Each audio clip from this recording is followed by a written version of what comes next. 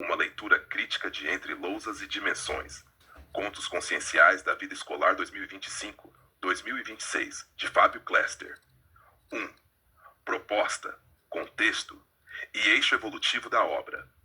O livro se apresenta explicitamente como um projeto assistencial, orientado não à doutrinação, mas à provocação reflexiva e ao esclarecimento progressivo. Ancorado no paradigma consciencial, o texto busca oferecer ao leitor, inclusive ao não iniciado, uma porta de entrada acessível, à autopesquisa e à leitura multidimensional do cotidiano escolar. Entretanto, uma leitura mais atenta revela que a obra ultrapassa a condição de coletânea temática. Há uma estrutura progressiva subjacente, na qual os contos se articulam em um movimento evolutivo que vai da casuística individual à compreensão do campo grupal, até a consolidação de um campo interassistencial coletivo. Essa progressão confere unidade à obra e desloca sua leitura de uma simples sequência de episódios para um processo narrativo de ampliação de lucidez. O caráter didático-terapêutico é reforçado pela presença dos comentários evolutivos, que traduzem a experiência ficcional em chaves técnicas, e pela seção de fundamentação conscienciológica, que explicita os critérios do projeto: assistencialidade, autopesquisa, recim, responsabilidade cosmoética. 2. Arquitetura formal e organização em múltiplos níveis. A obra apresenta uma arquitetura em camadas. A. Nível narrativo imediato, contos breves centrados em episódios do cotidiano escolar, com narrador onisciente moderado e forte ancoragem em situações reconhecíveis. Nível metanarrativo, comentário evolutivo, funciona como instância interpretativa explícita, responsável por reduzir ambiguidades, explicitar causalidades extrafísicas, converter narrativa em ferramenta tarística. C. Nível estrutural progressivo. Aqui reside o principal avanço interpretativo da obra.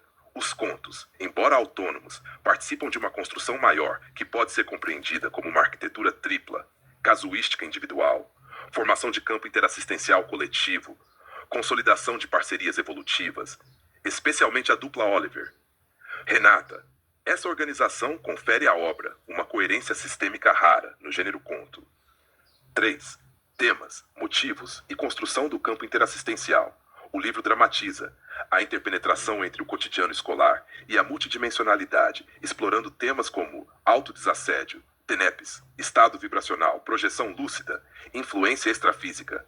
Esses elementos não aparecem como abstrações, mas como respostas a problemas concretos: indisciplina, sofrimento psíquico, exaustão docente, conflitos institucionais. O diferencial está na forma como esses casos evoluem. Inicialmente, a assistência é localizada e reativa. Posteriormente, emerge a noção de campo interassistencial, no qual professores atuam como mini-peças de um maximecanismo. A assistência torna-se sinérgica. O ambiente escolar passa a ser tratado como sistema energético coletivo. A escola deixa, assim, de ser apenas cenário e passa a funcionar como laboratório multidimensional de recomposição grupo kármica. 4. Personagens, tipificação e eixo da dupla evolutiva. Os personagens operam majoritariamente como vetores de campo, encarnando padrões conscienciais, técnicas e posturas. Essa escolha reduz a profundidade psicológica tradicional, mas aumenta a clareza operativa da proposta. Contudo, essa aparente tipificação é parcialmente compensada por um eixo narrativo mais profundo: o desenvolvimento da dupla evolutiva, formada por Oliver e Renata. Oliver atua como mediador e aglutinador dos processos assistenciais. Renata evolui como parceira reflexiva, energética e tarística. A dupla cumpre função estruturante, conecta diferentes casos, sustenta a continuidade evolutiva da obra, exemplifica parceria, baseada em convergência de propósito. Com isso, o livro ultrapassa a simples exposição de casos e passa a representar também o amadurecimento de consciências em processo assistencial. 5. Estilo e linguagem. O estilo é deliberadamente direto, comunicativo e antibarroco. Frases claras, cenas reconhecíveis, vocabulário técnico contextualizado. Trata-se de uma escolha de projeto, tornar acessível um conteúdo complexo, sem diluí-lo completamente. A linguagem funciona como meio de transição entre dois públicos: leitores leigos, estudantes da conscienciologia. Essa mediação é um dos pontos fortes do livro, embora implique certo custo em termos de sofisticação literária convencional. 6. Epistemologia e ética. 2 princípios estruturam o posicionamento da obra. 1. Não doutrinação. O texto se apresenta como convite à reflexão, não como imposição de crença. 2. Princípio da descrença. Não acredite em nada, experimente. Esse princípio desloca a obra do campo do proselitismo para o da autopesquisa, ainda que trabalhe com causalidades não consensuais. Há, portanto, uma tentativa de equilibrar narrativa experiencial, responsabilidade epistemológica. 7. Coautoria com IA e política de circulação. A obra assume explicitamente sua coautoria com IA, descrevendo método de produção, curadoria humana, construção de coerência narrativa. Esse posicionamento é raro e relevante, pois introduz transparência no uso de IA, propõe modelo de autoria híbrida, antecipa debates contemporâneos sobre criação assistida.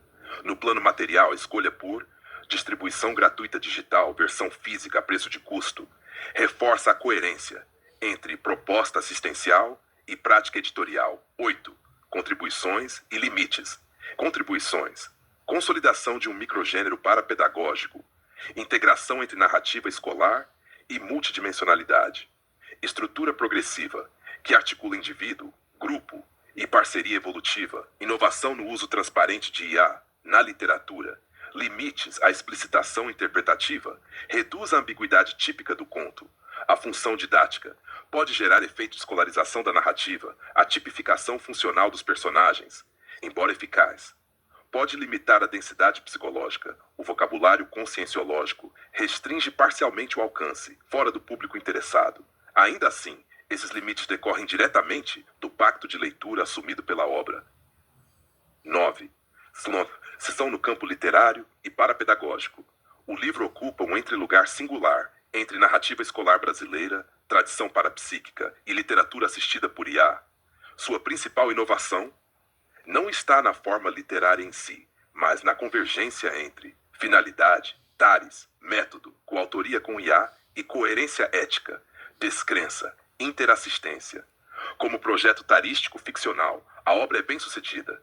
Mais do que reunir contos, constrói progressivamente a imagem de uma comunidade em processo de reorganização consciencial, na qual o sofrimento individual é ponto de partida, o campo grupal é meio de transformação, e a interassistência lúcida é o eixo estruturador.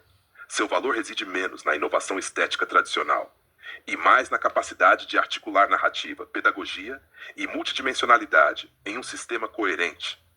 Em síntese, trata-se de uma obra que transforma a escola em microcosmo da evolução consciencial, um espaço onde, silenciosamente, consciências aprendem a assistir e a serem assistidas entre lousas e dimensões.